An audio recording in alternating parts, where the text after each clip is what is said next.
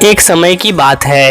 एक राज्य में एक राजा वास करता था। उसकी केवल एक आंख थी और एक पैर था। इन कमजोरियों के बाद भी वह एक कुशाल और दयालु और बुद्धिमान शासक था।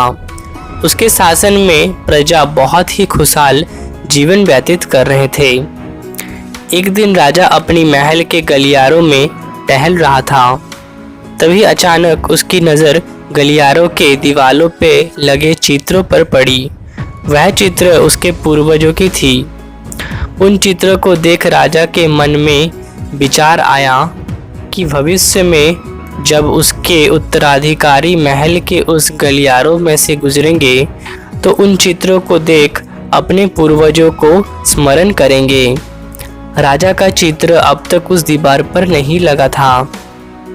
अपने शारीरिक अक्षमता के कारण वह नहीं जानते थे कि उसका चित्र कैसा दिखेगा, लेकिन उस दिन उसने सोचा कि उसे भी अपना चित्र उस दीवार पर लगवाना चाहिए। अगले दिन उसने अपने राज्य के श्रेष्ठ चित्रकारों को दरबार में आमंत्रित किया। दरबार में उसने घोषणा की कि वह महल में लगवाने के लिए अपना एक सुंदर चित्र बनवाना चाहते हैं। जो उसका सुंदर चित्र बना सकता है वह चित्रकार आगे आए। चित्र जैसा बनेगा वैसा ही चित्रकार को इनाम दिया जाएगा। दरबार में उपस्थित चित्रकार अपनी कला में निपुण थे, लेकिन राजा की घोषणा सुनने के बाद वह सोचने लगे कि राजा तो काना और लंगड़ा है, ऐसे में उसका सुंदर चित्र कैसे बन पाएगा।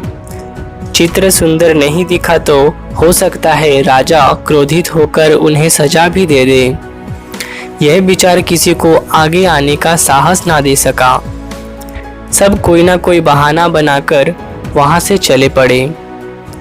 वहां एक युवा चित्रकार खड़ा रहा।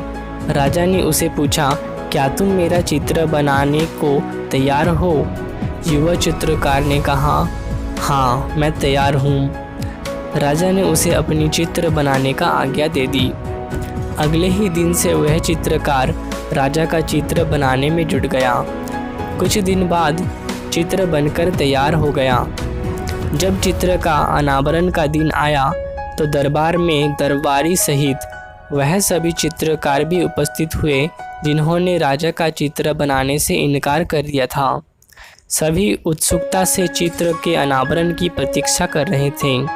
जब चित्र का अनावरण हुआ तो राजा सहित सबके मुंह खुले के खुले रह गए। चित्र बहुत ही सुंदर बना था। उस चित्र में राजा दोनों तरफ पैर कर घोड़े पर बैठा हुआ था, जिसे एक और से चित्रित किया गया था और उसमें राजा का एक ही पैर नजर आ रहा था। साथ ही राजा धनुष चलाकर एक आंख बंद कर निशाना साध रहा था, जिससे उसके काना होने का कमजोरी छुप गई। यह चित्र देख राजा बहुत प्रसन्न हुए। चित्रकार ने अपनी बुद्धिमत्ता से उसकी अक्षमताएं को छुपाकर एक बहुत ही सुंदर चित्र बनाया था। राजा ने उसे पुरस्कृत करने के साथ साथ अपने दरबार में शामिल कर लिया।